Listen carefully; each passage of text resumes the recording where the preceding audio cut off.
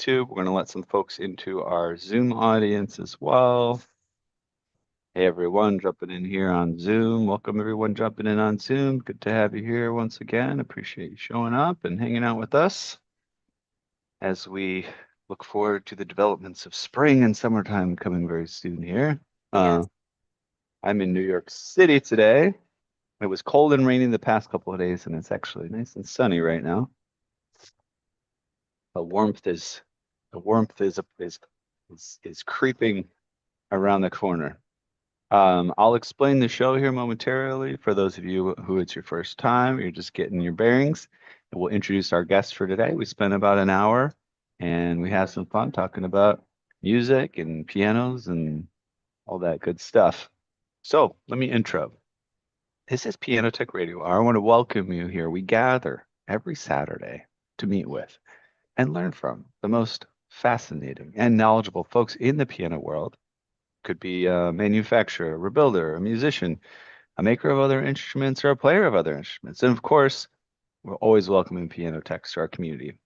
Our mutual goal is to become better at our crafts, to help each other, and to create an ever more musical world together. Piano Tech Radio Hour is brought to you by Piano Technicians Masterclasses. Now, that is cutting edge instruction from piano industry masters without leaving your home.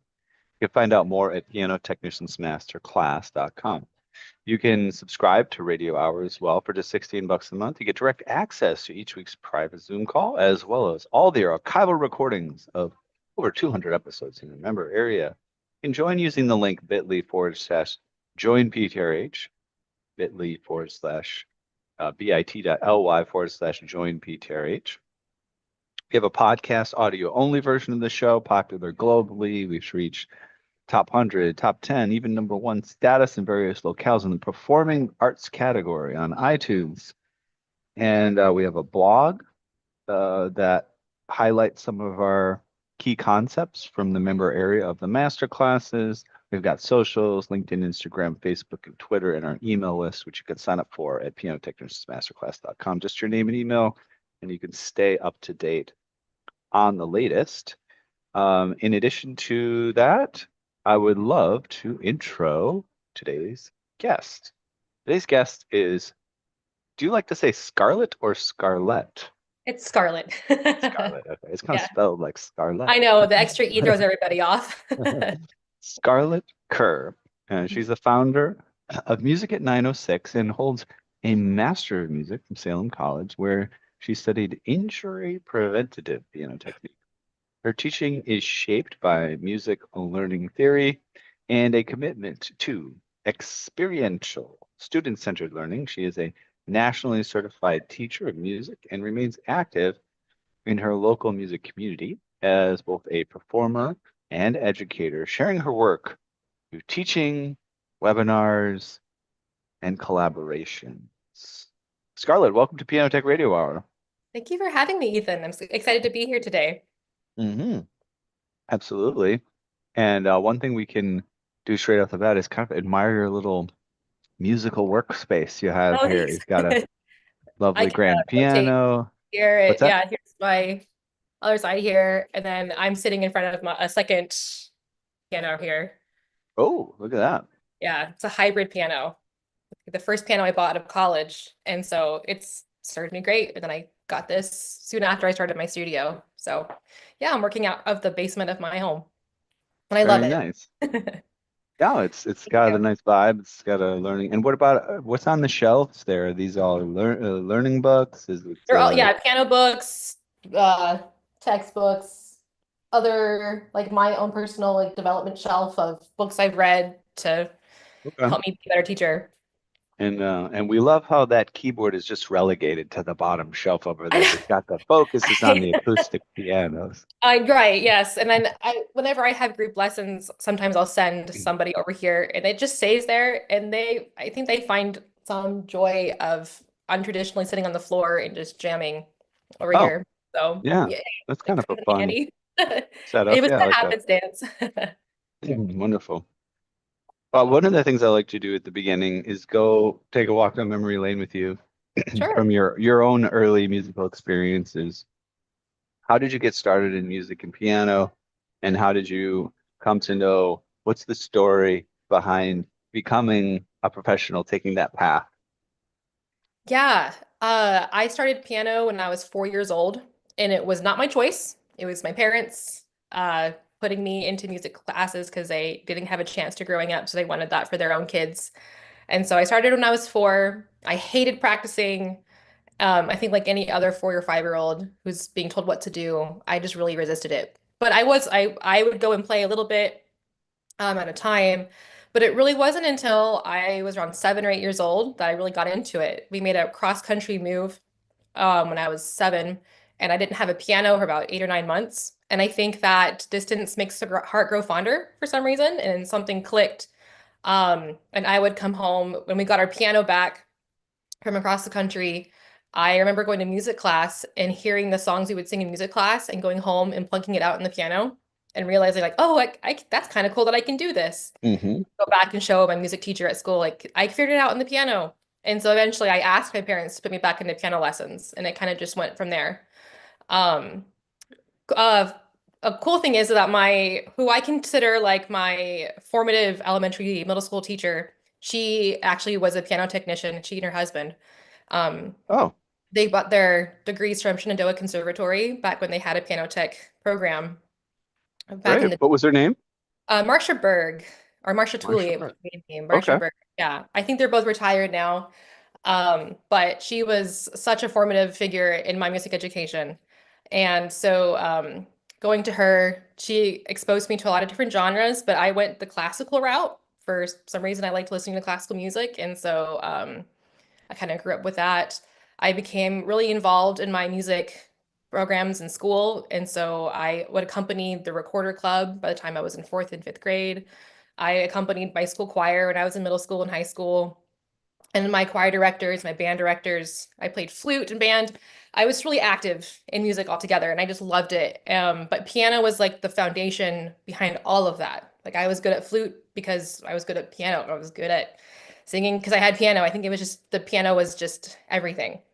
Hmm. Um, so when I got to high school, I switched to a new teacher, and she was also wonderful, Mrs. Melton, and she was very encouraging for me to try out for like summer programs and scholarships and whatnot. And so I think around age 16, I thought that I could maybe try this as a career and go on to study music. And so I did all the work you have to do to audition for schools of music, and I ended up going to James Madison University. And I got my degree in piano performance with an emphasis in accompanying. So I did a lot of collaborative piano in my undergraduate experience. I played for choirs as Sure. well. I was a terrible memorizer, and I think the reason why I went down this route is because I think I was really comfortable with collaborating. Because I was playing for school choirs, I was playing for musical theater in high school as well, and so I was like, yeah, I could do this. Like, I am much more comfortable in this route than I am by myself from memory, because I was never really required to do that unless I was doing college auditions. So it was a huge learning curve for me to have to overcome those obstacles of anxiety and memorization because it just did not come easily to me. But I could sight read like a monster. Hmm. And so that's the kind of I wish I could sight read. Like it says my thing. Like I mean, I can. I've gotten better at it the years. yeah, That's yeah. usually the opposite, you know. And I memorize, I can improvise, but reading, it's Yeah. just like And the thing is, I feel like the way with me, my colleagues, and my peers, it's either one or the other. Like Hmm. you're either really good at memorizing and improvising, but you're Hmm. not as good at sight reading, or you're really good at reading, but not so much the other stuff. Yep. Um, and so I thought that I was just not a memorizer, or I was just not given the gift of improvisation. Hmm. And that mindset has changed, and that's later down the road in my story. But yeah, I ended up doing like collaborative piano, but I really fell in love with of pedagogy and teaching when I took my pedagogy course in college. I had to take a semester, but I ended up taking two for fun. And I just loved teaching. And at that same time, I was being introduced to the work of Barbara Lister Sink. She's known for her DVD Freeing the Caged Bird. I don't know if you've heard of that, but she has come up with a method of how to teach good biomechanical principles of playing at the piano Okay. and to prevent injury. Because Okay. yeah, piano playing related injuries are much bigger issue in the field than we think. And Hmm. so her goal was to be able to prevent that or to help people recover from playing related injuries. And so Mm. I'm really fascinated by that. And so after I graduated, I took a gap year and did a lot of teaching. I did like a long-term subbing gig and for a middle school choir. So I did a lot of different things.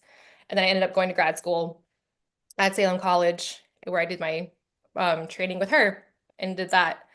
Um, at that same time, I'm coming across, like in my own personal research, so I love learning outside of school too, about teaching. And I came across the work of Edwin Gordon and his music learning theory and how we learn music, similar to a language. And a lot of the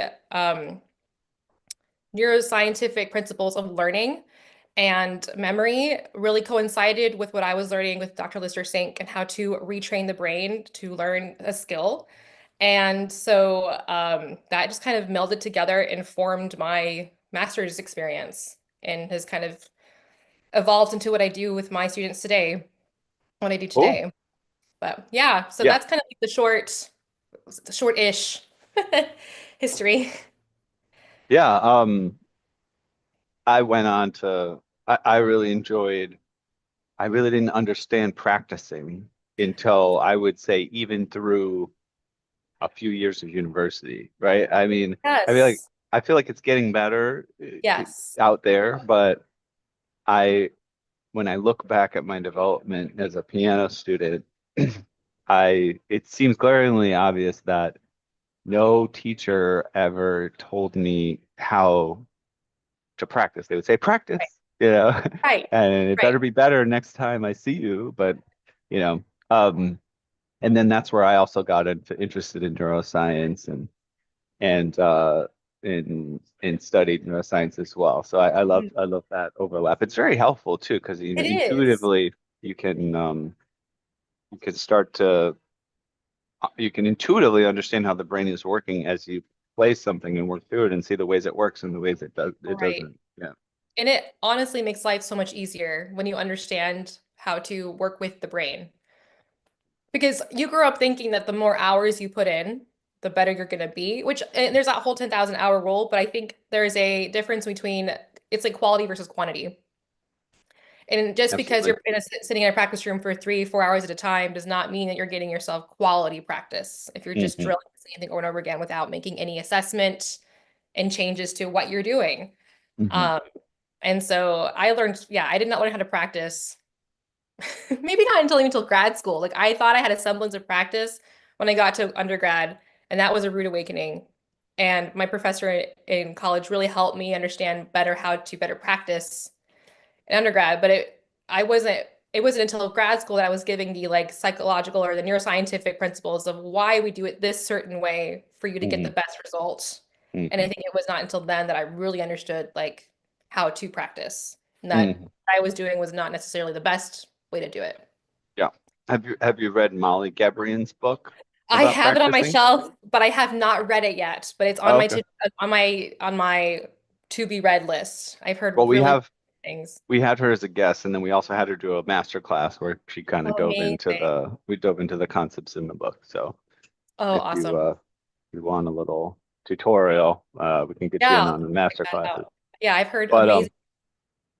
yeah, one of the techniques that I love that, and in the master class I was like the guinea pig, so I would try different things that she was explaining in the techniques, and one of them, which I loved, was, and I also was so impressed by how effective it was, and I don't know how unexpected is this kind of rubber ducking technique of practice. Mhm. So, famously, rubber ducking is like mainly comes from the development community when of programmers, right?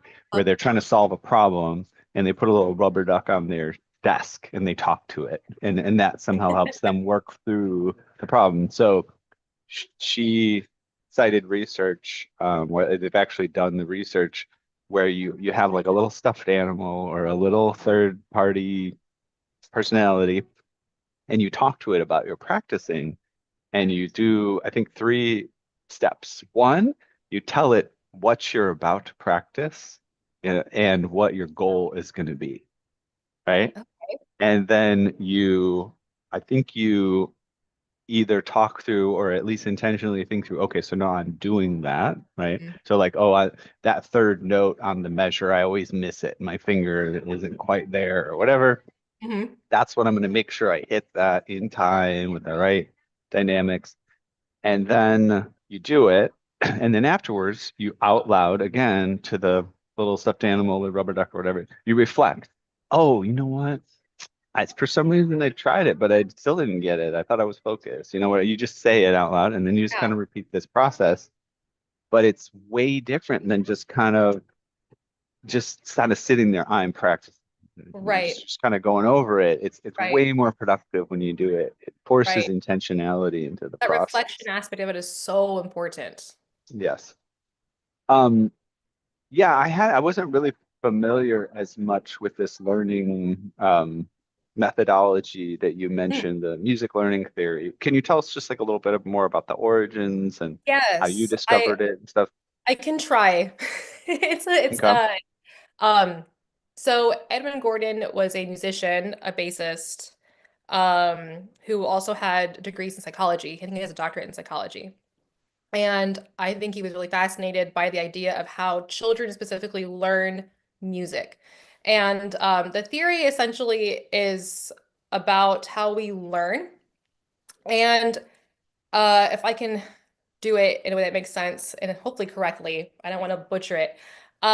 We learn music similar to how we learn a language. That's the biggest analogy. And when you're learning a Mm, language, you are listening to it as a child, you're babbling and you're imitating your parents when you're learning how to speak, then you're forming sentences, and then eventually learn how to read and write your thoughts. And so with music, there are periods of development in a child's life where they are being exposed to music. Um, they're listening to it, they're being sung to by their parents. They eventually start babbling or singing back. They learn how to sing. They're recognizing that there are specific types of patterns in music that are common and that we repeat. And then eventually, when they're formally learning how to do music, we are giving labels to these different types of harmonic patterns, rhythm patterns, tonal patterns, melodic patterns. And they're able to begin to improvise with that at the instrument or with the voice. They're able to understand these different patterns in specific contexts, like in keys or tonalities or meter. And then eventually they'll be able to be exposed to reading and understand what all of those sounds look like on paper. But a lot of traditional methodology starts with what's on the page. Um, Audiation-based instruction does not, it starts away from the page. We're aware of notation, we point it out, but it's not like I'm telling a kid, this is middle C, can you play middle C? mhm, There's a lot of movement involved to be able to help your brain encode what it feels like to be in a consistent meter. There's a lot of singing involved to encode what it feels like to sing a major triad in the different arrangements of tones in a major triad or a minor triad within the context of a major keyality or tonality, in a minor tonality, then even other modes like Dorian and Mixolydian and Lydian. And so that concept was very, very new to me. When I was in college and in choir, it was a very Kodai based school. So there was a lot of oral training involved in understanding and using solfege and understanding different intervallic relationships using movable do and law based minor. And I loved that because it actually helped me have a better connection with my instrument, knowing how these keys are related to each other. Because I think for me, my problem when it came to memorization and improvisation is that, like, yeah, I could hear everything in my head, but I didn't know where to put it on the piano. There was no connection between like what I was hearing and how I would produce what I was hearing. And being able to put a label or sing, like at least sing in solfege, maybe see, okay, if this is this, and I can make that connection to the keyboard. And that made a huge difference for me because there was something concrete that I could hold on to, like a system. mhm, And so I've learned about this theory of learning, there have been a methodology that has been developed from that theory. Because music learning theory is not a curriculum, it's just a theory. But there have Mm, been curriculums designed around this theory of teaching. And so there was a pianist by the name of Marilyn Lowe who developed her own piano curriculum based off this theory. And the very beginning of piano instruction is that we're away from the piano moving and singing and using Le Bon movement. If you're familiar with the Le Bon movement, using the mhm, concepts of flow, weight, space, and time to mm, experience music um, and understand like space and weight. And that all translates into what you're playing at the instrument eventually. If you're playing a particular rhythm, mm, there's an amount of movement you have to make to be able to play that rhythm correctly. Um, and without having to worry about counting. And there's a context given when you're moving to a beat, how like what a macro beat or a large beat feels like, what a micro beat feels like, and how those are divided and organized. And so I'm chanting to my students, they're echoing me. I'm singing to my students, they're echoing me. Eventually, as I get older, we're at the piano, we're learning um, keyboard skills of like, all right, when G is do, here is everything that is related to do at the keyboard. And we mess around with that. Here is, say, relationships, but we're going to do it in C. Then we're going to do it in F. And they're improvising also with these different contexts as well. And I think it gives them more confidence and familiarity with the piano that when I finally begin putting notation in front of them, I can say, this is what this looks like.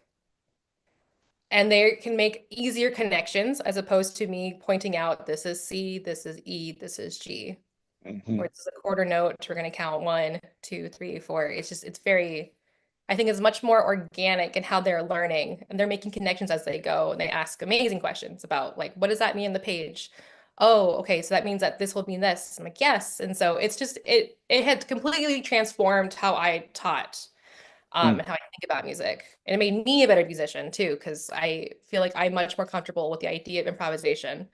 Not that I'm like amazing at it, but I think it's not nearly as intimidating as I thought sure. as it used to be. And how familiar are you with like Suzuki learning I'm processes? it's really similar with Hmm, with the concept of the imitation. hmm, Um, I don't necessarily want to speak to the differences because the similarities may be more than the differences, but it's hmm. very familiar, or very similar to the Suzuki methodology in terms of Yeah. that imitation I aspect mean, of it. before you started talking about it, my son takes Suzuki violin, Huh? sorry, cello. So Oh, I'm cool. kind of watching how that, I didn't do Suzuki when I was a kid, but yeah, it's interesting to watch the first couple of years of his playing. It was just, just showing how to play something, Mm. listening to things, playing them back. And it was fun to see how good he got at kind of knowing how to play something just from hearing it. Yeah. If you're used to having to hear what the do re mi feels like on the cello, Uh-huh. and you're not actually looking at a page, it actually makes it easier to be like, Yes. oh yeah, and this would be the next note. Mhm. Um, but it does sound like what you're talking about has some extra or different facets than just the Suzuki method, where, Right. okay, you're learning some songs. Of course, Suzuki has a set of songs that you go Right. through that's like developmental, but it sounds like there's movements and other things that are involved in some of the things you're Mhm. doing that are, it's a different approach than Suzuki. Yeah. Right. But the folk literature aspect of it is similar. Like a lot of the curriculum is mainly folk tunes. Hmm. Because if you're familiar with folk tunes, that they're the best vocabulary bank to use when it comes to improvising. Because when you take something familiar, it's easier to take something familiar and change it first when you're learning how to improvise. So the one big facet of music learning theory is the concept of whole part whole when you're doing instruction. So for example, if I'm teaching, we'll say hot cross buns, and I'll first play it for them. They'll listen to it, they'll move to it. I'll ask, what meter are we in? Are we in two or are we in three? And they'll say they'll feel it and they'll make an assessment of the macrobeat, microbeats, and they'll say, oh, we're moving in two. Like, great. Let's chant the rhythm pattern. And we use a system that's Gordon Froseth syllables. So I use do for macrobeats, do day for microbeats. And so I'll say do day do day do, and then they'll repeat after me do ta data do day do.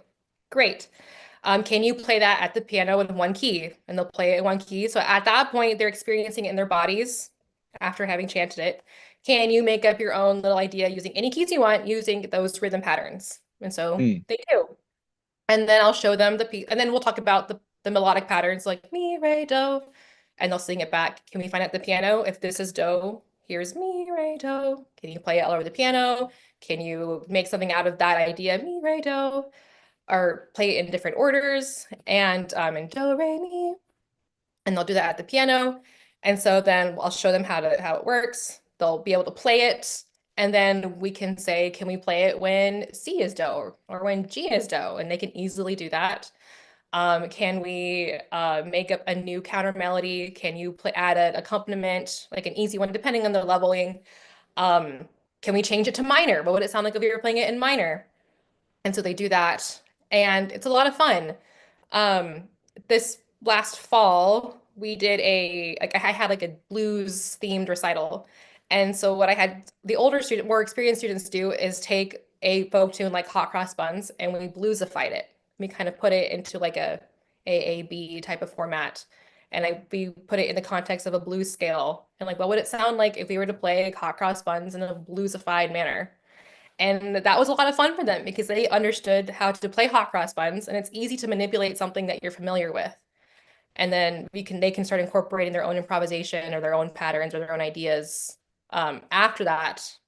But that's just something that gives them a deeper understanding of the mechanics of something rather than just knowing the piece. mm. Yeah, it's cool to hear the ins and outs of how you actually execute. And what um what age ranges are you typically working with? Are you mostly doing early childhood? Are you, Yeah, you know, mostly you teach kids. adults as well, or I have taught a few adults. I only have one adult student right now, but I like working with kids. I think there's just some type of energy that they bring that I really enjoy working with. I start kids as early as 4, and I've taught through essentially like end of high school. But hmm. it's fun to see the progression of how they start, and then they become and as they get older they become much more confident in their own abilities. And it's as they get older, they're with their brain development at the same time. It's like everything kind of clicks at the same time, or they're just like, oh wait, I understand what we've been doing, and I could just do this by myself. Um, it's yeah, they're little independent, opinionated musicians, and it's great to watch. I had some students. I particularly had this student that I think it was one of my autistic students. This was many years Oh, ago when I was mhm. teaching. That I was at this little piano store which had lessons in the back. They had a little Oh, extra revenue stream, and um, they would always stick me with the kids that the other teachers were intimidated at teaching. Like I oh, got blind students and oh, I got cool. autistic students, and so they're like Ethan has the patience for these these students. And I had at least one autistic student and I think at least one more. So you would show a kid, here's how you do XYZ. You were teaching them a lesson about how the piano works and how music works. Right, And then the kid would come back and be like, okay, now let me teach you how it works, you know, and then they would right. make up some theory about how music works. You know, like, They have, okay, yeah, well, that's they not what love we're the doing mechanics here. of it. I'm the teacher. Right. But Uh, those lessons are fun though because you can learn a lot from those type of students. mhm, And it's so absolutely. fascinating to watch them because they just like their minds are moving a million miles a minute. Like, oh wait, if you can do this, you can do that, and they can get like completely derailed. But sometimes it's for the better. But yeah, it's it works great for the type of students that just really want to know like why, and you can like, okay, well we can go into that and Mm. just explore those I have one questions. more story I'll share that's fun. It's sort of off topic, but it's Oh, that's I'll okay. always remember this. I had a little girl student, Giggly, and she was so good at it would be me and her mom and her in the room, right? Because she was, yeah, I don't know, she's probably like, 7 or 8 or something. And she could get everybody giggling. You know how like it's It is contagious, always fun, right? And there's some yes. kids giggling and then and she was so good at just making everybody giggle. And her mom would be like, stop it. I'd be like, it's fine. You need a good giggle every once in a while. Right. Oh, Um, so let's talk a little bit about just pianos, because so you got two pianos there. You Mhm, said you have a hybrid piano, mhm, you have a grand over there. mhm. Um, tell us about the hybrid. In what way is it hybrid? Is it like a silent piano? Is it what makes it hybrid? So, from my understanding, it's a hybrid. It's electrically powered, but it Okay. feels like an acoustic instrument, or Oh, otherwise okay, got like it. an acoustic instrument. At least that's what they Okay. told me when I bought it. Okay. But yeah, and so it's great. When I graduated, I was from college. Like my husband and I were living in a 400 square foot apartment, so I didn't have a lot of space for a piano, nor could Hmm. I have a piano that would be loud because of neighbors. And so I spent whatever savings I had left after graduating on this great, it's a Yamaha NU1, I think. And I would just teach from this piano, and the touch was great. The sound quality was nice. I could put headphones in, it'd be fine.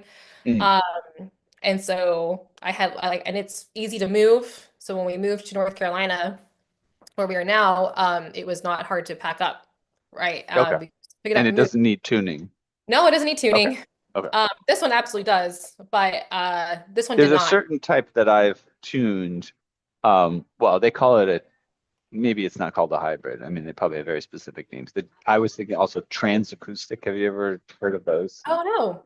So they have it's got the traditional acoustic upright piano. You might have it on a U1, and Mm. then it also has the system where you can play the keyboard and it'll play, a digital piano sound. But then Oh. the speaker for the a digital piano sound is they use the soundboard of the piano to output the sound through. So that's why they call it transacoustic, because the digital piano is going through the soundboard of the piano. And then Oh, also famously, you can play them at the same time. You can have your digital going, you can have oh, the acoustic going. It helps if they're in tune together, of course. right. And they're both sort of resonating through the soundboard, so it gives an interesting Oh, quality. I've only really interesting. worked on a couple of those. Yeah. And that's the thing. Are they common or? I haven't seen a lot of them, to be honest, Yeah. so I don't think they are that common. Yeah, but they are some of them are around. And then what about this grand piano? So finally, Yeah. it looks like you probably have more than 400 first Crete right there in Oh that yeah. base. Right. Yeah. Yeah, we've moved a few times before landing here, Mhm. but this is a Boston, and I have to remember I always forget the actual model. I want to say it's a 163 or something, but I found this on Facebook Marketplace. Mm. Because as when I started my studio, it's just out of graduate school. So again, it's not like I had a lot of funds to run off of. But after about a year of teaching, I had enough saved up. But somebody in a very wealthy neighborhood was like, switching out. It's like she bought this to take lessons from, which is awesome. But and she ended up not taking lessons anymore. She wanted to get a new dining set, and so she was getting rid of this piano. And so I drove down there, and I'm like, this is in great condition. It's hardly been touched. So, and I got a really good deal for it. So, yeah, and now it's here where it's played on every day. Yeah, get a And lot of it use. handles, yeah, and I love it. And so, and kids are fascinated with the insides because they probably are used to it, digital pianos upright. So they're very fascinated by the inside of the piano. Hmm. So they're always peeking behind. And sometimes if I don't have anything on here, I'll open up the lid to show them what's on the inside. But Mm. yeah, I didn't grow up with a grand piano either. I grew up with an upright. So it was it was nice to be able to finally afford something that I was playing through schools. Now, did you decide you were in the market for a piano and you're looking lots of places in Facebook Marketplace? Just one of them, or did you just see it on Facebook Marketplace? You're like, oh, maybe it's time to get a piano. Uh, yeah, I think it was more the latter. Okay. You just Because I say, I was just casually looking. I mean, well, no, actually. I do remember going to music stores and like looking at the prices of pianos and looking at what I'm looking for overall. But at that point, it was more like a long-term plan to save up to put like a deposit down on one. And then I came across this and I was like, I don't think I want to pass up the opportunity. So Mm, nice. yeah, And where again are you located? I'm in Winston-Salem, North Carolina. Okay, you are in Winston-Salem still. And Mhm. then have you found yourself a good technician? Is it easy to Yeah, get I had a connected great or yeah, I had a great one. He would tune for Salem College. He also tuned for the North Carolina School of the Arts because it's down the street from Salem College. Mhm. Bill Huseman. He was wonderful. And then he retired. So I What's the have last name? Huseman, Bill Huseman. Huseman? Okay. Yeah. He was great. And then now I have his successor who took over his business, Krista Coppage. Okay. Um, yeah, and so she's great. So we necessary piano technicians. It's important to have a good one. So we're lucky to have a lot here. It's a very big arts community here in Winston-Salem. So it's a good community plethora. And is that where there's witches? No. Is this No, you're someplace thinking else? Salem, Salem, Massachusetts. Massachusetts. This is the Moravian Salem. Yeah, I know. Everyone asks. It's okay. So Winston-Salem is known for their Moravian community. Salem, Massachusetts, I think it's the witches. Moravian? Yes, it's a religious denomination that I Oh, hadn't heard of it until I moved here, but it's a big like Salem College was one of the first all-female schools in the country, and okay. I think one of the oldest, and it was founded by the Moravian Church. Oh, okay. Mhm. Yeah, I don't know if they're affiliated anymore, but so it's like a rich history of that here in Hmm. town. Yeah, so it's a cool little area. And and tell me again how you ended up there. Do you have For, background in Carolinas or that's just No, well, I grew up in Virginia, and so that's where I was before moving here. uh I came here for graduate school, just okay, and then you on stuck college around. here, yeah, and then we just stuck around because my husband found a great job, and we found a home, and so we were just like, okay, we're just gonna be here, and it's worked out pretty well. Very nice. And in terms of like do you like to perform? Do you have recitals for your students? You know, is that part of your practice? Yeah, um, we have recitals twice a year, and I'm trying to, I don't want to say pivot, but as the world is changing. And the audience of who I'm teaching is changing. I'm trying to find like more ways for students to see how they can make music in non-formal settings.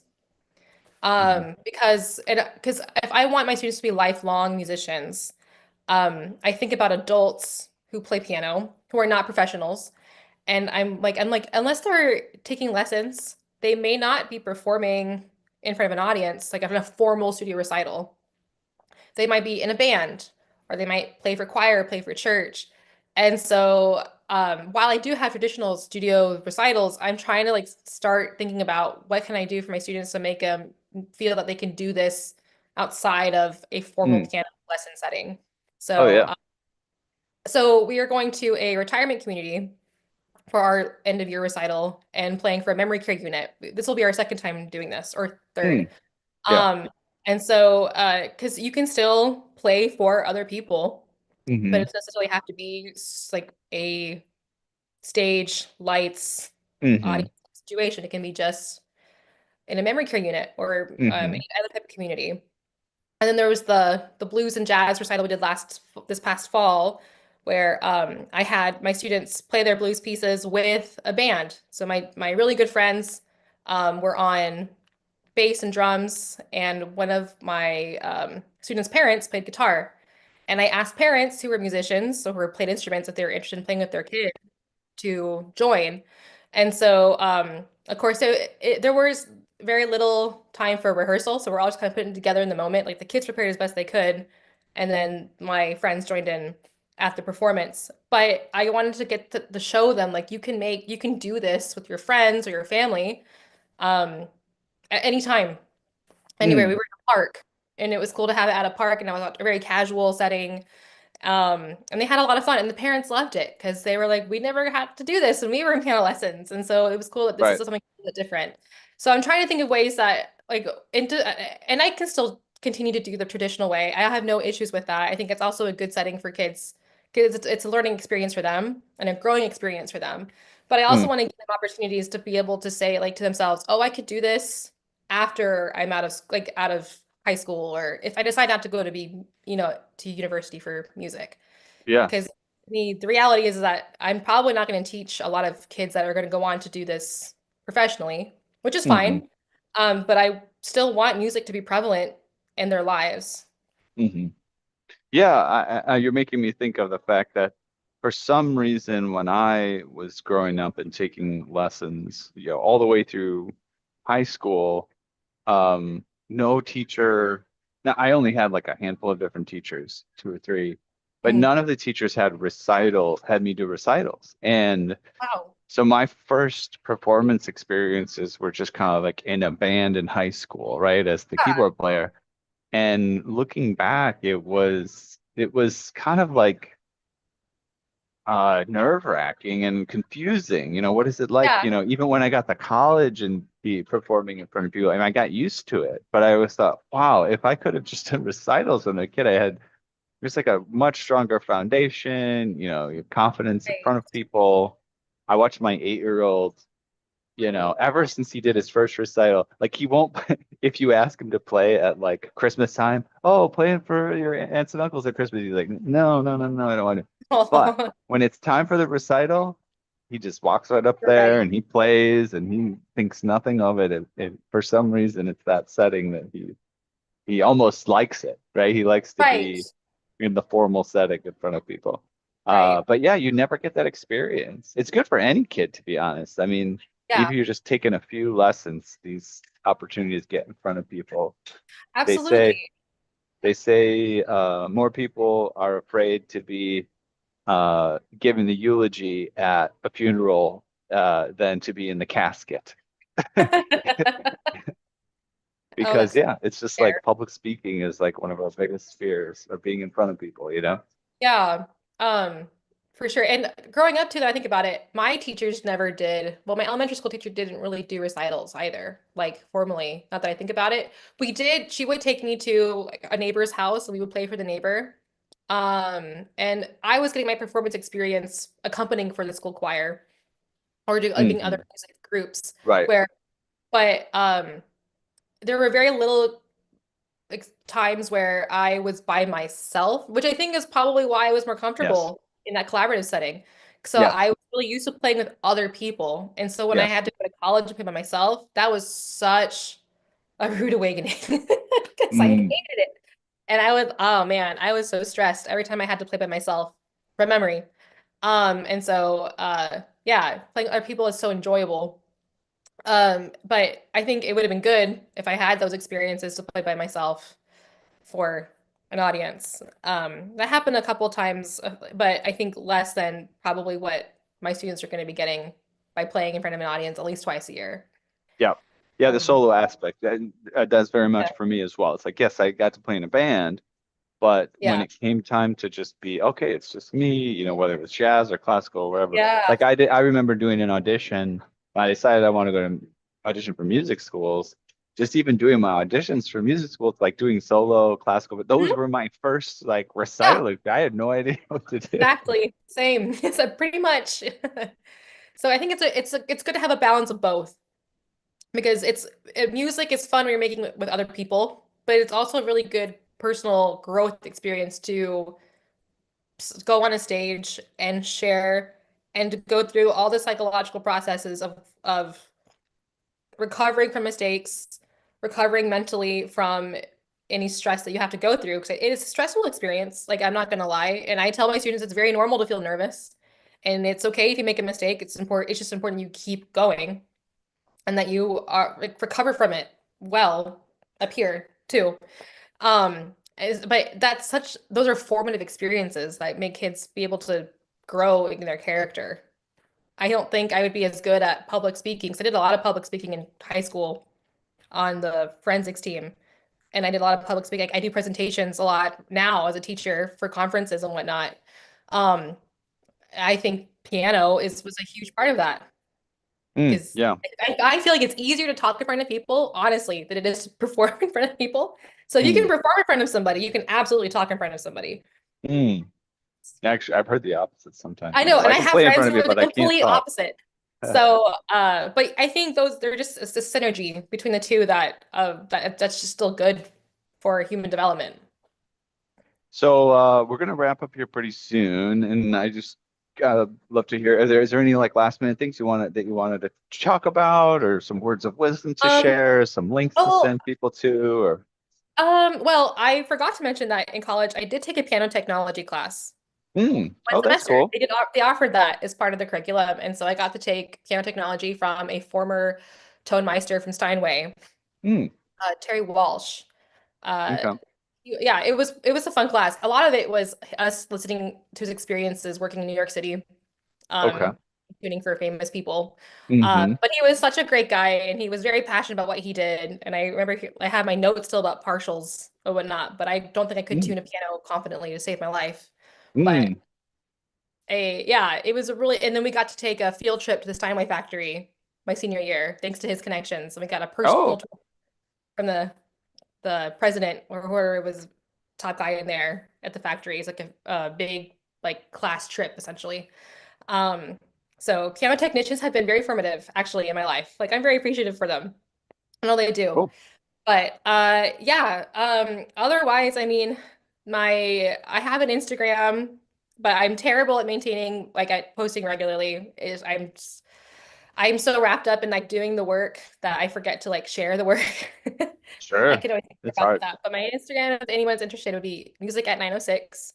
Okay. Uh, yeah, I think we're in the middle of our March Madness tournament that we have here with keyboard skills. So everyone's against each other. And it's a motivating way for them to practice because they want to get a higher score than the next person. So yeah, we're What do you just get high always scores for? What's the so criteria? they the criteria is that they have to perform like their cadences, arpeggios, and scales, Hmm. and the major, relative, minor with as little mistakes as possible. Okay. And so that which makes and there's no speed requirement, but Okay. but the requirement is that they play it correctly with the correct fingering. Yeah. Because it makes them be really intentional about how they're playing, Hmm. make as little mistakes as possible. And so if you get like -1 point for each mistake you make or bad fingering or something like that. And so there's a Hmm. bracket that we have, and you're against somebody that week, and whoever gets the highest score between the two move on to the next round. Mm. And whoever wins gets like the big prize. Yeah, I So like it. Yeah, yeah, I'm they all about look into it. gamification. It's and people, yeah, people love competition. Yeah, they do. And I'm always surprised at how motivated they are by it. And especially when it's something public that everyone's going to see, like a score, they're like, Hmm. oh, like I gotta get it together. So no one Mm. sees my bad score or something like Yeah. that. But it's really good friendly competition. So it's like a tradition we do. So yeah, we're in the midst of that before we start getting into spring recitals and whatnot. But yeah, that's Cool. we're into right now.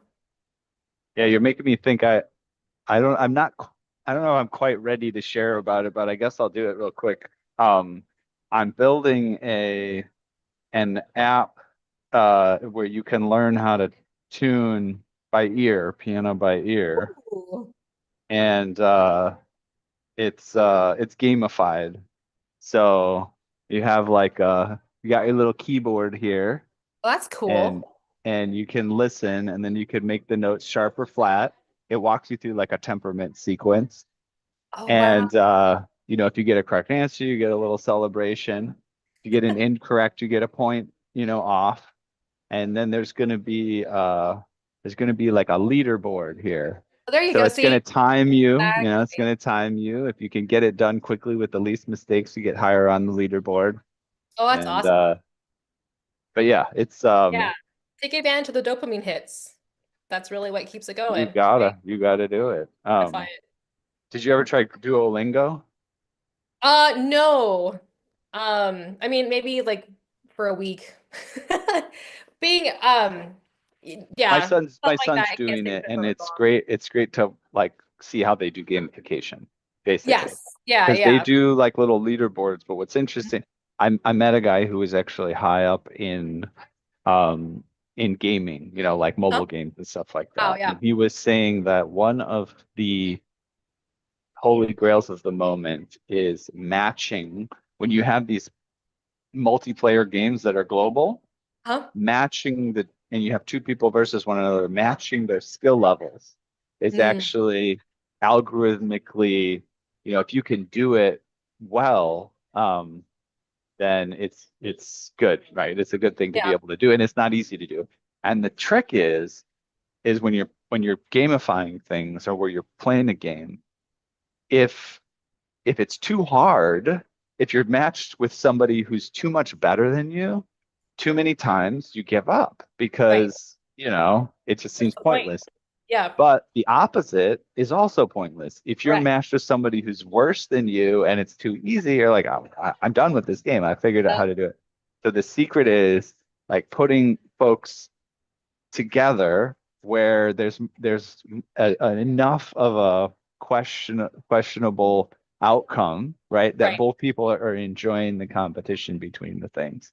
So yeah, that's something. And I guess the leaderboard probably, are you doing sort of like a bracketed thing Yeah, like they yeah, do? I have brackets posted already here with everyone's names, and so they're all like Nice. hoping against this week, and Yeah. they know each other already, so they have an idea who they're up against. Yeah. So you're right, it makes it very motivating for them.